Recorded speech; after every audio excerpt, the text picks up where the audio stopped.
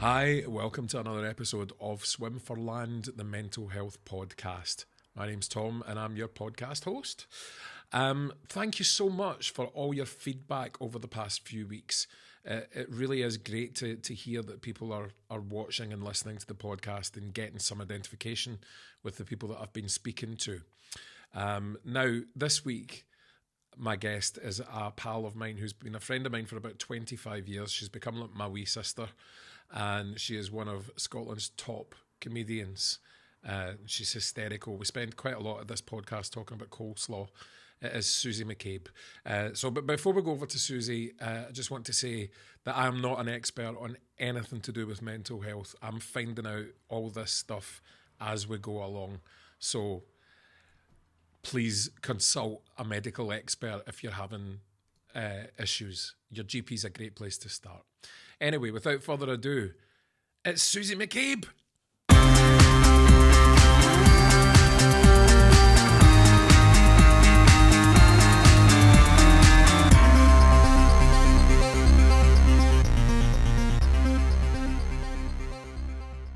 Susie, how are you? I'm good, fella. How are you? What is that in front of you? It's my fancy new microphone. Let me see. Mr. Sandman, give me a dream. Ba, ba, ba, ba. That's what it looks like. Would it be a Blue Yeti? It is a Blue Yeti. I'll tell you what happened. In this summer, the lovely Matt Ford, the comedian and former advisor to Tony Blair, that's a good qualification for being a comedian. He asked me to co-host his rock and roll football show, so it's all like 90s indie music and football on a Saturday afternoon. And the lovely comedian Roscoe McClelland, who's been really successful. He's such a good man. He's just got such a funny, beautiful soul. He's hilarious. He's hilarious. Roscoe, I was like, Roscoe, what do I need for this? And he was like, I'll drop you off my mic. I'll give you a hood so there's no contamination and stuff like that. Because he's been really successful on Twitch, this thing that all the kids are doing. And I was like, I think the Rangers are doing with their Twitches. The Rangers with their Twitches and that. And when I was on doing the radio, the guy, I've got a couple of screens here for work, and the guys were like, we've never had anyone sound so clear. And it was this mic. So they're cracking, and they're so easy. You just plug them in and that's it. USB. In fact, they should be sponsoring me because I'm going to put them. So listen, good. Susie, it's probably technically, the technical term for it is a fucker of a year. It's been tough, mate. It's been hard going. Really tough. How are you? I'm all right now. I would say so. When lockdown started, that was the 23rd of March. And my last weekend of gigs was in Blackpool, right? And Nicola was with me. She came down with the weekend in Blackpool. It was a total root and a toot. And we were coming up the road on the Sunday, and I was like, don't think a Celtic Rangers game's going to happen. Pure lesbian problems, right? And we went into lockdown. The game didn't happen. We went into lockdown the Monday. And I had the Kings booked with 1,500 ticket sales for the Saturday. So that would have been like, if lockdown had been a week later, and financially... That is a huge ambition of yours. Massive. Absolutely massive. Yeah. So, and then the financial implications of that, of going, well, you knew that you'd that coming down the track to go into your bank. So that was a killer. So my partner's self-employed. She's got a dog walking business, so she couldn't work. And what's it called? We'll give it a plug. It's called Walk-Eye the New. Walk-Eye the New!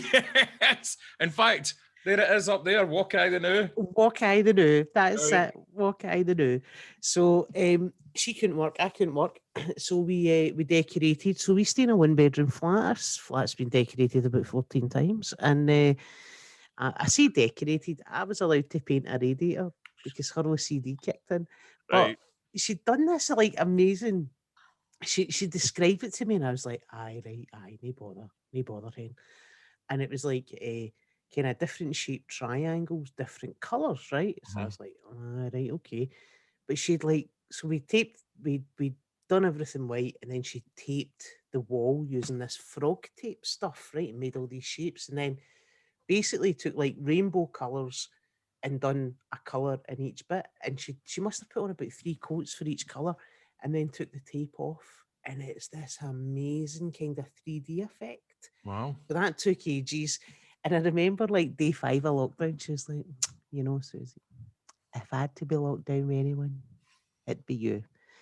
Let me tell you, 11 months later, she is not thinking that.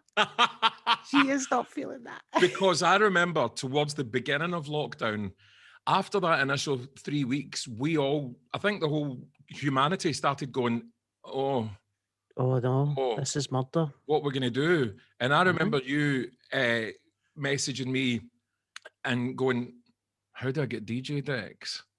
Yes, and I've then got them here. Have you got them there? I've got them here. Let's see. Ta-da! No, that's not the one that we originally saw. Is this a second generation? Yeah, so we started off with a little Newmark party deck, which is just like a wee... It's one you'd get for the Wayne. Get that for the Wayne, aye. Fisher Price one. I'll keep the Wayne busy. And then I was like, oh no, I'm getting right into this. And I taught myself to DJ, like not to any great level, but you know what, it killed some time. And I think people have been doing that because I've taught myself how to be a video editor. Aye. Inadvertently, just because I was like, what am I going to do? What am I going to do? I think everybody's done that. One of the things that I love that you've done, Susie, and I'm going to show some of the pictures if you don't mind, is your lockdown movie recreations. Yes. Talk me through that. What ones have you done, and what's the thinking behind it? Right. So what had happened was we were sat one day, 12 o'clock, lockdown, sat in our pants, fingers up our nose, with no idea what was going on. I was kind of losing it. And we flicked the channel, and you know that opening black screen with the white writing, Top Gun. Yes. And Nick paused it and went, I've got an idea. She went, go and get your bomber jacket. And I put on my specs, and she took 2 dining chairs and papped them in the middle of the living room. And she was like, right, get a mask. So put a mask on. And I sat at the front, and she sat behind me, and we took a picture, and it had Top Gun at the back. We're like, oh, these 3D movies have certainly taken a turn during lockdown. That was it. And it went bonkers. Went mental. People started suggesting ones. So people were suggesting them. It just became ridiculous right now. I don't know. Can you see that door behind me? Yeah. That's the door into the hall cupboard right now. What people need to understand is in this 1-bedroom flat, it's like a TARDIS, right? There's so much stuff. Right. But Nicola used to be a nursery nurse. So right. See that cupboard? It's like the Harry Potter cupboard. Right, okay. You know the cupboard at school, the teacher would go into and had those little plastic drawers with crayons and stick and all that, all the cool stuff. That's that cupboard. It's got everything.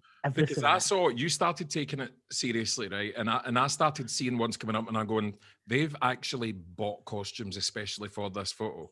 And here was the thing, no, Nicola's you did not have an Annie outfit. We had Annie, we had the Greatest Showman. We had a trolley. We had a boiler suit. I loved the Titanic one. The best. What about E.T. when Nicola was sat in the basket? Right, and I think the viewers are watching all of these as we're talking about them. So the Titanic one for me just was like, it's so simple yet so. And there's little touches in the background. The Mary Poppins one as well and I never know what one of you is going to be who. No, so it just gets more and more ridiculous. So I remember doing a Zoom gig for Des McClain, right? And you see those pictures that you see behind me. So Nicola had put tin foil up with what would be the back of Hannibal Lecter's head on the Saturday night, and we were going to do it this Sunday. And I came in and I'd set up the camera to do the Zoom gig, and I was like, oh no, I need to move the computer because they can see that and he'll guess what film it is. Like, we became so obsessed, right? But at one point, so I've got Amazon Prime, and at one point I went into my Amazon Prime and all I seen was face paints getting delivered, and I was like, you've went mental in my Amazon Primes, and she's like, yeah, but it's going to be amazing. Was that for The Exorcist? The Exorcist, Titanic. She had to make me really white because I was Jack, wasn't I? You were Leo, that's right. Aye, so Leo. So I was all like just all my hair was pulled down, and honestly, what a laugh we had doing it. It just became more and more ridiculous. And like, what was the one that we done? Was that The Greatest Showman where I'm in leopard print? No, Annie, when I was like Miss Hannigan and I looked like Bet Lynch. I looked like a little fat Bet Lynch. I was just like... And The Sound of Music. The Sound of Music that Nicola actually... So I was sitting doing something one But day. the hair was perfect. Perfect Maria von Trapp hair. Perfect. And the picture with all the other kids behind us with the mountains. You should, Susie, you should print them up and sell People them. keep saying that, do them as a calendar and stuff. I actually was down in Nicola's mum's. Was that like, so it was like last summer, and I had no idea, and she just handed me a mug of tea, and it was like our 3D movies. It was like our 3D movies. Yeah, there's a big merchandise opportunity there, Susie. Totally. I know. I'm telling you, honestly, get in amongst it. Speak to Janie about the merchandise warehouse, please. Get the merch. Get the merch going. I would wear a Susie and Nicola Titanic t-shirt. I would. Honestly, in the Silence of the Lambs, when she... Oh my God. When she actually taped me to the trolley. She actually taped me to the trolley. And I can't even take that much credit for it because it was her, because she's really creative like that, Nicola. You know, like if you used to be a nursery nurse and she used to do sets, like do set design at Motherwell Civic, like part-time, just for amateur dramatics.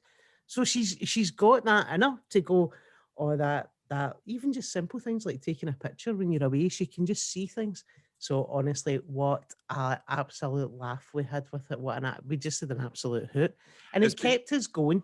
It kept us going. That's the thing I was going to say, because what I've seen a lot with people in our artistic creative industry, Susie, is like, because it's gone. Yeah. I mean, it's gone. So we can't, we're like chickens running around the barnyard with our heads cut off. We can't stop. Oh, if I stop trying to do stuff, I'll maybe not get started again. You know, yeah. I've got to keep in touch with people, and I've got to keep making stuff and doing things. And you've got Des in his garage, with the bar in his garage that does his stand-ups, and then you've got Janie and Ashley doing all that stuff. And then what you've got, tell us about what you've got coming up, because I think this is astonishing. So what we've done is, I used to have a gig, and it was a monthly gig, and it was in Maxie's bar, the old Rock Garden in Queen Street. Oh my! Right. Yeah, right. So everyone, like our generations, remember the Rock Garden. It was just such a great boozer. It was an absolute boozer, and it's never changed. And a friend of a friend had got in touch and said, "Look, this guy we know is he's wanting to put on gigs. He wins venues." And I was like, aye, no bother. We didn't meet him. So he took me to where we are just now. And I went, no, it's not suitable for a gig. He went, Maxie's bar. I said, what's that? He goes, Sealed Rock Garden. I was like, he goes, downstairs, there's a nightclub, which kind of like 35 and unders knows, La Cheetah. Yeah. And I went, right, okay. And I walked in, and it was quite clearly a little tiny club, like smaller than the old trophy room in the Polo, right? Like smaller than that. And I went, great. I said, but here's what you need. You need tables, you need chairs, you need covers over the tables, you need little candles, and it'll be great. So he says, right, no bother. Give me 2 or 3 weeks, we'll sort it. You go away and put lineups together, charge a £5. I said, right, no bother. Go away. So I'm thinking I'll maybe get 20 people. Sold it. Walks into the bar. He's went and bought loads of wee, like the red back chairs you get in hotels before they kind of get dressed. Yes. Bought all of them. Little tables, little fake candles, covered it. It looked like the coolest New York basement comedy club. It was beautiful. And I only sat about 50, 55, and I'd done a playlist, and it was great. And it just sold out every month. And I was gutted, absolutely gutted when lockdown happened, because I had to stop. Mm-hmm. So he phoned me up and he went, I've built something. I was like, oh. And he's one of these guys who just... he gets an idea and he runs with it, right? And he's business minded, but he's also pretty creative, right? And he knows what works and where it works. Yeah. Like, see, if you went into Max's to get food, you get an iPad and you order it off the iPad and it just comes to your table. Like that, he's forward thinking. Yeah. So he's into this club and I'm like, what have you built, mate? And he's like, a studio. So basically we've got a 180-degree wraparound screen. We've got we've basically got a green screen backdrop that we can project onto. Green screen floor and a mic, and we are doing a comedy club. Now, not just a kind of stare down the camera comedy club. You can buy a ticket and you can go, I want to be interactive. So you come on the Zoom, we've unmuted everybody, and what we're going to see is, if you've got a barky dog or if you've got kids or babies or something, mute yourself. But everybody else, stay on mute and let us hear you. So you can get heckled. You can get heckled. You can talk to them. You can get them back. But the most important thing is you can hear the laughter. So I done a take run through. It was great. Done boxing night. Had a few issues when the first act was on. Straightened out the issues for the rest of the show. It was great. And then sorted it for Hug Minnie, and it went like a dream. And everybody was like, great, loved it. So we've put together 6 weeks of shows. Now, this doesn't matter where you are in the world, right? So if you are in Australia, you can buy an at your leisure ticket and you can access that show for up to 5 days after. So when you're sleeping and we're doing the gig, or if you're out your morning run and we're doing the gig, you can come back and watch it with your at your leisure ticket. So there's a guy messaged me who'd seen me at the Perth Fringe 3 years ago, who now lives in Hong Kong, who heard me in Off the Ball, who contacted me on Facebook to buy a season ticket, which is like 50 quid for all 6 shows. But after the gig, John Ross, who's the DJ for Hip Replacement, is coming in to play his tunes. Amazing. So 10:30 to 1 in the morning, you'll have a DJ on, and then we've got the 6 shows going, and it's going to be, honestly, it's going to be incredible. When we done it in Hug Minnie, and I kind of cracked the first joke and I heard that laugh, it was, honestly, Tom, it was like a shot into my veins. I was like, what I think is going to happen, Susie, with this kind of stuff is, I think it's not going to go away. It's almost like a new thing that we've all discovered.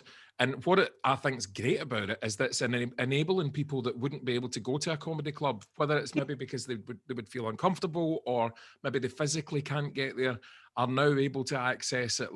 So I think that even in look, what you're doing, I think a lot of the comedy clubs will start having an interactive element to them. Yeah, and I think it's kind of got to be like that, because if you are, say, in a wheelchair, and because comedy clubs are notoriously in basements, right? Yeah. So in old buildings, so there's no lift to get you in. So you can have that live comedy club in your house, or if you are a single person, or if you've got social anxieties about going out, you can sit. Yep, you can sit and have the comedy. The other great thing is that we offer is a non-interactive streaming ticket. So if you're happy to put YouTube on your smart telly, or watch it on your laptop, or watch it on a tablet, you can do that. Mm-hmm. And I don't see you and I don't hear you, and you can see me and you can hear me. Yeah. You can enjoy the show, but you might just be like, do you know what? I'm going to go and lie in the bath and watch a comedy show because I'm stressed out and I need to go and sit in my bath. What if you get somebody? What if you get somebody in the bath live on your screen? We can block them. We will not block them, but we can cut their video and cut their sound, because Des had a gig. This was brilliant.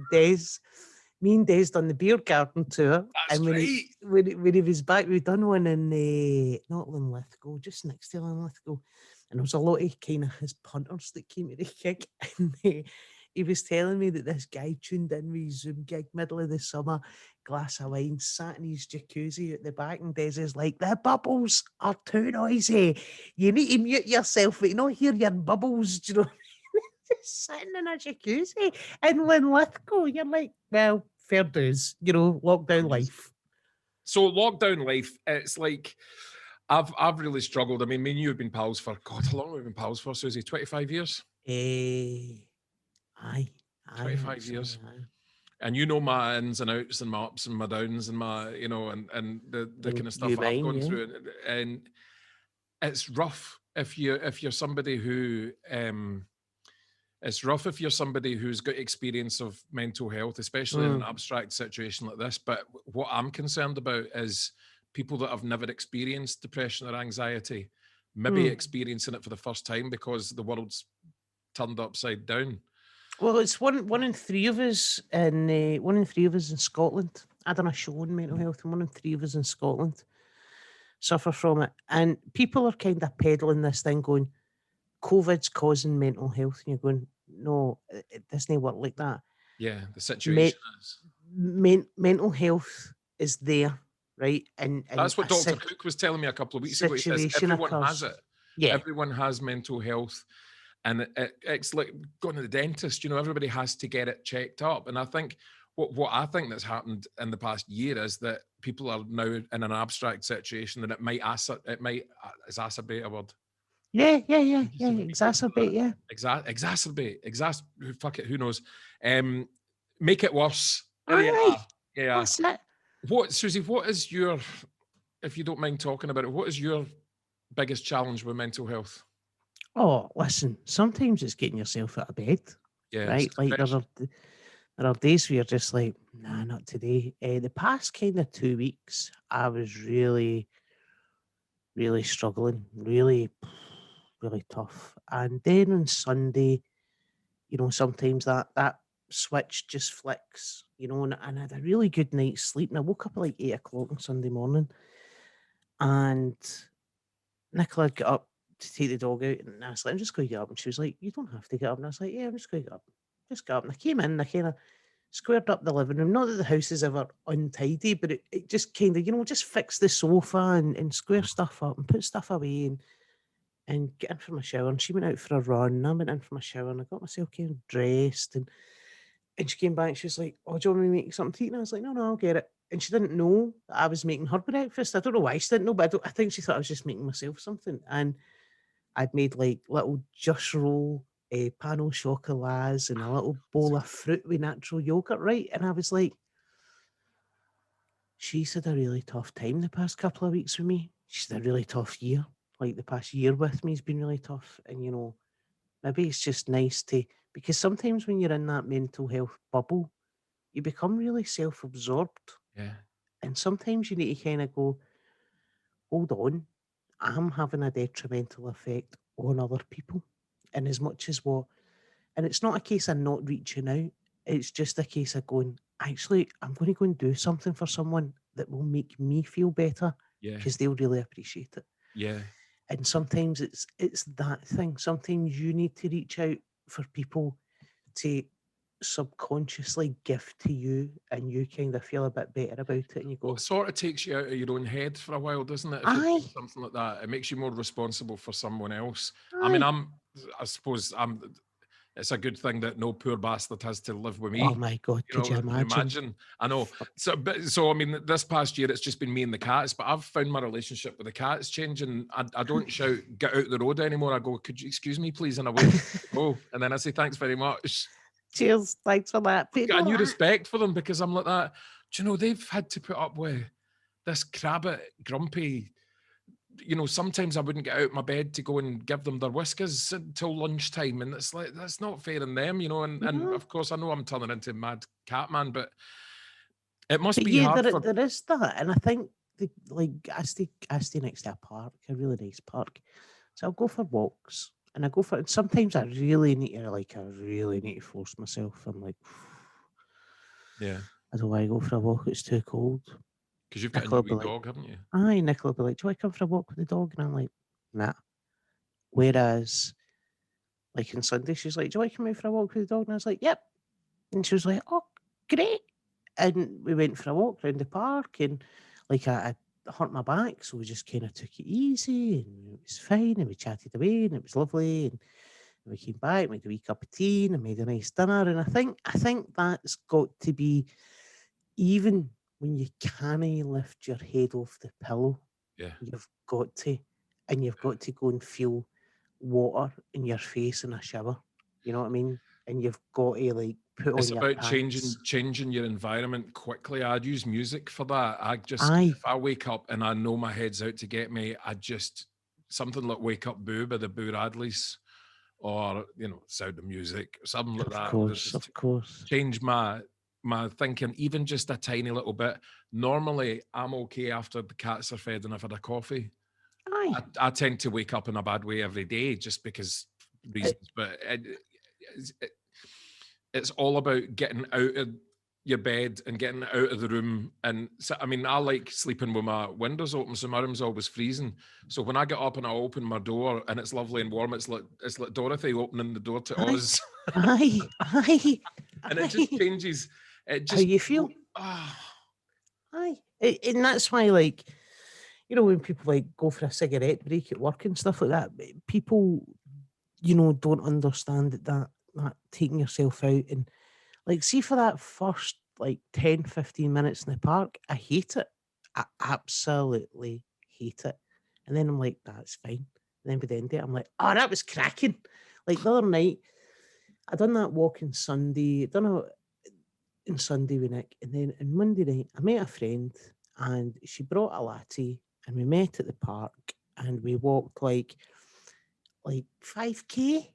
We just walked 5K, we drank a coffee, we had a gab. And you know, I came in and I felt great. See, by 9:30, I was like actually shattered because I'd been like working. You'd been out playing when you were 8. Aye, exactly. You know, wrapped up, went for a walk, came back in. What a sleep I had on Monday night. You know what I mean? And that's the benefits of it. I tend not to drink in the house because, like you, I've got an addictive personality. So if I start to drink in the house, that'll be a rocky road. I also don't particularly enjoy house drinking. I never have. Yeah. I traditionally would Well, always... I never have either. I was always, as you know, a boozer. Because you remember me when you're one of the few people that remember me when I drank. Aye. And it was quite the roller coaster ride, wasn't it? Oh, it was aye. It was nearly as much fun as when you gave up the fags and the drink, man. Oh, jeez. Oh, do you want a wee black currant soda? No. Somebody's going to come up and ask for Belinda Carlisle. Well, they'll be getting it. You're like, oh, jeez. I know. It's that nothing's changed. I mean, 20 years off the No, booze. actually. I'm 23 years off the cigarettes and 20 years off the booze, and I'm still as grumpy. Nothing changes. I'm still raging at folk asking for Belinda Carlisle. But Susie, carry on. You've just got to, and that's the thing, like if you're sitting listening to this and you're really struggling with your mental health, here's the things that I found help me. Okay, so go. I'm like a big football fan, so I listen to a lot of now fan media. I listen to a lot of football podcasts. I also have Audible, and I listen to audiobooks all the time. I love it. And I never listen to fiction. I always listen to like factual stuff. Me too. I'm listening to Julie Goodyear's one. It's amazing. Just Julie. Amazing. She's raging. It's brilliant. I've just listened to the two John Soppel books about being the North American editor for the BBC during that past 4 years of Trump. The Trumpy stuff. It's amazing. I got it, and it's next on my list to listen to because you recommended it. It's so good. There's just bits where you're just actually howling, going, "Oh my Lord!" Like he must just have been like, "How do I report this?" But there was also other bits where, especially in the unpresidential, where he talks about the pandemic and his wife living in one part of the world, him living in another, and being holed up in Washington. You know what I mean? And living on his own in a flat and phoning home, and his son's at the other side of the world. So you get that kind of personal aspect as well of going, well, you've seen this guy on TV for 35 years. Aye. And here's the other side of you seeing him on television during this madness, with also coupled with the Trump family in the White House, right? So I found that really helped me. The walking helped me. And do you know what? See, if you're struggling, you will be amazed at how many people, 1, are struggling, 2, can relate to what you're going through, and 3, are there to help you. Susie, that's why it's important to tell people if your heads out. I mean, we do it. I mean, we went through a phase there before you started working again. We went through a phase of actually watching the COVID briefing every day, doing a commentary to each other, doing a commentary. Oh, hello, and I mean, it's talking about laughing about tragedy. Do you know what I mean? And finding, because it was, I mean, I was so down about the whole thing. You got to try and extract, like what Jenny does with the voiceovers. You've got to just try and find something in it to just, let the pressure valve out. Aye, because you know what? I actually love the daily briefings, right? Because here's the thing. See, Nicola Sturgeon, she's quite witty, right? And she hits out with a few raspers. Right. But I tell you what, she'd never be a poker player, right? Because her face... Aye. You can her see her, she's face, like this. you just hear, there's sometimes you see her, she's like that. But it's whenever one of the journalists asks what she's going to announce tomorrow. I love that. And we sit and we go, have they not learned that she's just going to go, I'm not telling you till tomorrow? The other week, a guy said to her, right, and I couldn't quite believe this, First Minister, I know these are COVID briefings, but have you ever thought about bringing other politics into the briefings? And I'm just like going, what? And you could see her going, no, that's what I've got Parliament for, because that's the protocol that I need to go through Parliament, because there's elected people in there that I need God to love all of them. past. God love all of them. Who would be a politician? Honestly. Why would you want to? Dougie Ross, who has chosen to be a politician and a linesman. What are the two things that people will hate? And a Tory. What I'll do is I'll be a Scottish Tory politician who's a linesman. Mate, like, how many doons did you take at school that this is a life? like, I reckon he's not had his own dinner money since he was about 8. So don't ball up, get it out, speak to your doctor, and you know what? See if you're on medication and stuff like that, you will plateau eventually. It's true. I mean, a lot of people resist medication, and I did for years. My GP used to say to me, look, would you consider going on an antidepressant even for a little while just to live it? And I was like, no, because that means I'm mental, and that means that I'm going to be a zombie and everything. But in actual fact, it saved my ass, because it got me to a stage where I was able to deal with my life and deal with what was going wrong and function properly. And it's not getting stoned. It's not being a zombie, and it's not... as long as you do what your GP is telling you, I reckon it's a very useful. It's not the only tool. There's loads and loads of different options available, but it is an option, and it's an option that people need to stop, especially in the west of Scotland. You know what? The west of Scotland, I'm not taking any of that. It just needs. It's the first thing. There is an element of me that goes, look, it's the first kind of default position of our NHS, and it shouldn't always be that, right? Yeah. But I think what you need to do is, if you've exhausted, if you are eating, right? Because that's a big thing. If you put some more greens into your system and drink a bit more water and a bit less like coffee and caffeine, you'll feel better. Do you know what I mean? If you eat, if you choose to grill instead of fry, it sounds stupid, right? But see, after about a month, you will feel better. Don't eat frozen food. Cook something, learn to cook. You're not doing anything else. And eat fresh and eat well, and you'll feel better for it. Do you know what I mean? It's that whole what you put in. Nobody's saying you need to do this so you can go and run a marathon. Nobody's saying that. But maybe just don't have chips. Do you know what I mean? Don't have stuff that just makes you feel. Fries. Have sweet potato fries. Have wholemeal stuff, because listen to us. We've changed, Susie. We've changed. Do you remember? I know, mate. I'm going to just go back. Times. I'm going to turn back time to Cafe Insomnia. That's amazing. In the 90s. Me and Have you tried that coleslaw yet? No, where is it? They're not just any coleslaw. You told me about it. Where is it again? It's not just any coleslaw. It's a Marks and Spencer M&S coleslaw. Right, okay. Susie and I used to work. I was a DJ, and Susie worked. Were you the manager? Assistant manager eventually. Right. And we used to go. All the people that worked in the clubs and stuff used to go out to Insomnia afterwards, because it was the only place in Glasgow until we discovered the Spice Garden. God rest its soul. Do you remember that night we went to the Spice Garden and it had closed down? It was devastating. We were both in tears. I think that's when our life changed. I think that is. Anyway, Insomnia was the only place in Glasgow you could go and get something to eat late at night. And they had this thing called the Pig Out Brekkie. It's amazing. And it was... everything. We were basically Shaggy and Scooby, weren't we? Aye. But we'd have a cheese toastie as a starter. As a starter? Although, do you know what? Right, I was thinking I would love a wee Breville machine. Because I love a toastie. I love a wee toastie too. About a month ago, I bought one off Argos Home Delivery because I was starting to go toasty daft. I just love it. They're so quick, they're so easy. And see, see a wee toasty. See, even now, right, if Nicola, so there's a couple of nice wee cafes and stuff round about. And she's like, oh, we'll nip along and get lunch, pre-weekend. Because, we're gentrified now in my part of Glasgow. can't afford a rolling sausage, right? A latte's like £3.50. I'm like, I think I preferred it when you just get gay bashed in here and you could still get a cup of tea for £1, right? Like, there's times I walk through the park and I see the hipsters and I'm like, oh, you would never have survived in the 90s, son. So, and I'll still say to her, and she'll be like, do you want a panini? And I'm like, no, I just want a toasty with a side of coleslaw because I still love it. It is. It's like, but there was something about that coleslaw. I think they put crack in it. I think there was putting something in it because we all we thought about was the coleslaw. Aye, but honestly, it's low fat. It was natural yogurt. That's what it was. What, they were putting natural yogurt in the coleslaw? It was natural yogurt as opposed to, that's what the key is. Get to fuck.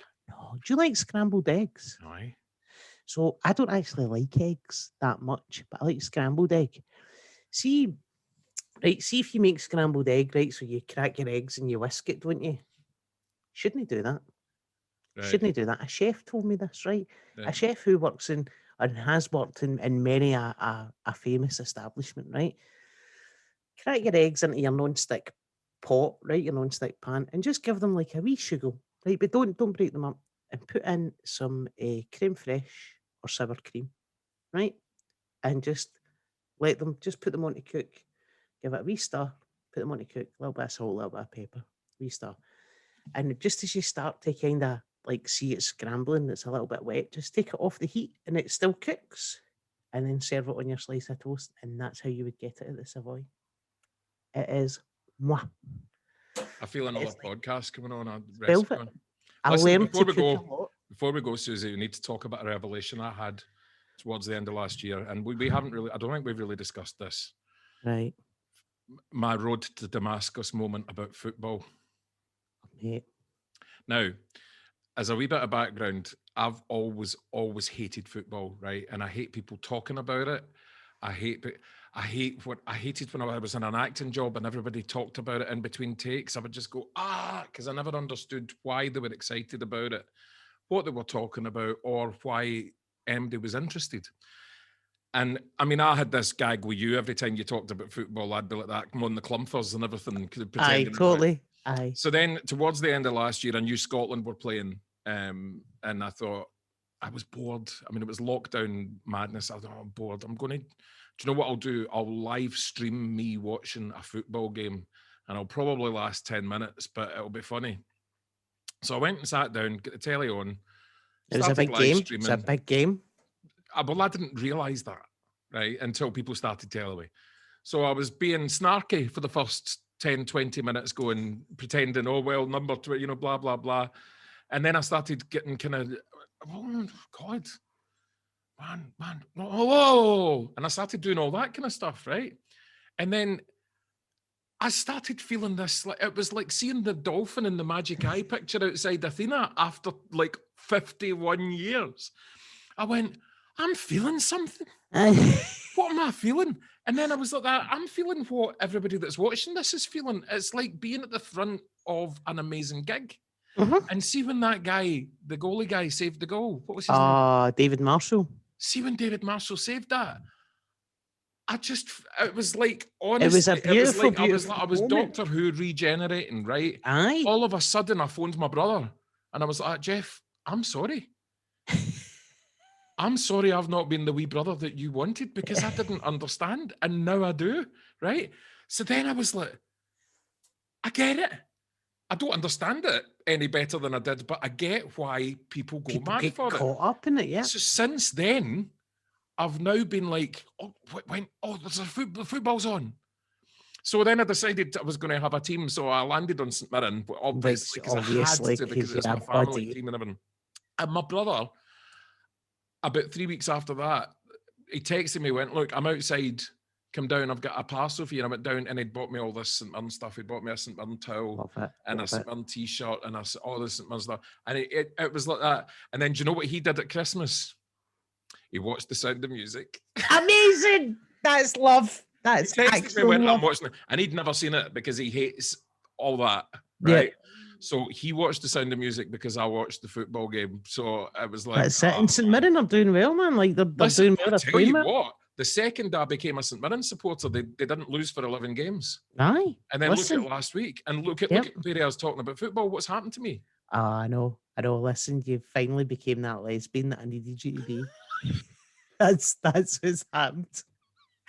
But it is, and do you know the thing with football, right? So I'm a Celtic fan, so I've obviously had it really good for the past 9 years. But growing up, I watched some fucking turgid Celtic teams, and I also watched some great Celtic teams that were really unlucky, right? Yeah. So I get a bit annoyed with kind of young Celtic fans who are kind of a little bit entitled just now, right? Okay. I would say that kind of more a couple of months ago. Now they're not as bad because it has got really bad. But I remember, and I was in the stadium the day that Rangers equalled Celtic's 9, and I remember being in the stadium the day that Celtic stopped the 10, Rangers getting 10 in a row. And the thing with football is, right, and you've not seen it yet because it's this collective, right? And I felt a glimpse of it. That's what made me change, right? See, when you're in that stadium, right, and you are like 75% of the stadium, and you're sitting there and you're willing, especially when like for me, like my special things are always like beating Rangers or winning leagues or whatever, but also like your Champions League nights, like your Man United, your Juventus, when you should never win against these teams. And somehow by a bit of magic and a mistake and a bit of luck, like you win that game. Do you know what I mean? And that collective that you're all together as one, like take everything out of Glasgow football, strip it all back. But that collective as just one is just, it's wonderful. And it's like when that guy saved that goal and the look in his face where he didn't believe it for a second. And then he just went, but I felt that the whole of Scotland didn't believe it for a second. It's like Andy Murray winning Wimbledon. It was like those things. I felt the energy. It was like being an amazing gig. And it's the same thing. And the thing is, it's as special as like this is what people. I was kind of saying this other night. When you're a comedian, you have your set, right? And you know what set you're going to do. And depending on what night of the week and where you're playing, you might say, I'm going to drop that out and put in a new bit because I need to work this up or whatever. But you've roughly got your set. But that set, you're either two types of comedian, right? You're either like me, who's like, well, I've got my set, but I'm going to see what happens in the night and I'm going to do my set, but I'll bring stuff into it. Mm-hmm. Or like Janie will do that. And then you've got the people who've just got like their rigid 20. That's my 20 and that's it. Yeah. That's what I'm doing. And the 20 works and that's absolutely fine. But see, regardless, that audience is never the same. So there's something really special about what happens there and then in that moment, in that night, in that club. So see, like the Fringe. Yeah. The Fringe is a pure slog, man, right? Yeah. It's hard going. But see, when you walk out of your 75-seater sold-out room, that show's different for the one that you done the night before, and it'll be different for the one that you'll do the next night. And that's what you will never, ever recreate without live entertainment. That's why I don't like doing theatre shows where it's a play, where there's a script, because it's the same every night. And I know it's not exactly the same every night, but you get a row if it's not the same. And I'm like, oh, man, I need things to just be moving all the time. Yeah, because that's what's special. That's what makes a show special is that moment, that thing where you can do for me, do a callback to another comedian's joke or bring somebody in that was in the audience and talk to them about something. Like I done a show and I was talking a lot about millennials, and there was a girl who was sat like in the second row at the stand, and I started talking to her and she was there with her mum. And they now come to all my shows, right? Rosemary Boyle's the mum and Caitlin is the girl, and she's a wee millennial. And I kept talking about millennials in this show, and I was bringing her in and talking to her about stuff, and we were all laughing. And then at the interval, she came back late, and I was on stage, and I was like, where have you been? She was like, the bar. I went, the bar? You only seem to have one drink in your hand. And she went, I just got a glass of wine. And I went, did you buy your mother a drink? She went, no. So I just reached over, took the glass of wine, and I don't drink on stage at all, never have. Necked the glass of wine and went, will you be going back to the bar and getting 2 drinks because you always buy your mother a drink, right?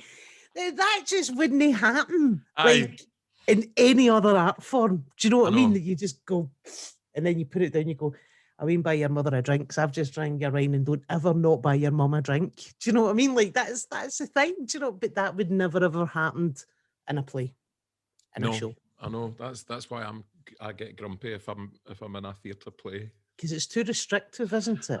Oh, and it's like, I mean, Panto is slightly different because it was me and Darren, and you know what Darren's like? It's Just a complete genius and going off on tangents, but still reining it back in within his time. But that's where his experience as a comedian comes in. He's thinking about stage time. And I love that. I love the random nonsense of it, and that's because I'm a musician more than anything else. And music's never the same twice. No, you're not telling me that, like, if you do a gig and then you go and do another gig, it's the same gig. There's no way it's just the same gig, you know. Or like, that's why it's fun. Like if you go and see Springsteen 2 nights at Hampden and see him 2 nights in a row, it's not the same gig. Man, I'd love to see Springsteen. Man, you'd need a tent. He's on for about 4.5 hours. Have you seen him? He's on for about 3 hours. I seen him years ago. But he's on for about 3 hours. But what, like, it's like, just like going to, like, you're in this massive stadium, but there's something really, you're not seeing a stadium show, you're just seeing a band in a stadium, as opposed to, you know, Pink coming out and doing acrobats, and, you know what I mean? You're actually watching a musician in a stadium, as opposed to, you know, in a live band, and there's sax and there's trumpets and there's everything. Do you know? So you're going, that's amazing. Stevie Sopranos, Steve Van Zandt. Yes. Yes. So Susie, thanks for joining us this week on Swim. What's your message? Just keep going. You know what? Just keep going. Just keep going. And listen, if people want to see your comedy show, yes. How do they? What's the web address? How do they get it? How do they manage to get tickets? So you can go into. Hold on, I'll actually be able to read it out. It's immersive-tv.ticketspice.com, and that will take you through to the tickets. You can get the 6-week session for 50 quid. And that is magically behind me just now. Isn't that brilliant? Because people said to me when they started watching this podcast, they went, "That's a lovely riverside apartment you've got." Amazing. With that view, that's incredible. They don't realise that I actually live in this. Amazing. I'm making, you know, just messy, horrible flat, and I've got a green screen behind me that means I can have any background I want. Pretty much. So I mean, I could be in Austria. See, I'm not being funny, but this looks like wallpaper in my house. It's no, I had to strip the wallpaper and sell it because we were both self-employed and didn't qualify for a Rishi loan. So we sold the wallpaper in the park. Right. And it's just brick. So you've got a green screen behind you. You're pretending you're in a house. Susie. Literally in a tent in the park. I love you to bits. Thank you. I love you, mate. Listen, take care, and everyone look after yourself. See you soon. Bye, buddy. Cheers, mate. Bye-bye.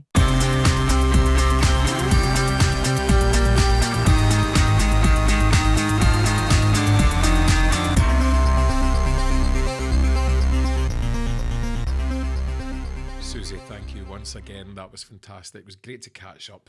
I like doing these podcasts as well because I get to catch up with folk I haven't spoke to for ages. It's great. This week I'd like to thank my sponsors, RHA Audio, who make these incredible earbuds. I'm a real snob when it comes to headphones, as a lot of people that know me know, and I really recommend these. They're great, and they've got a 44-hour battery life.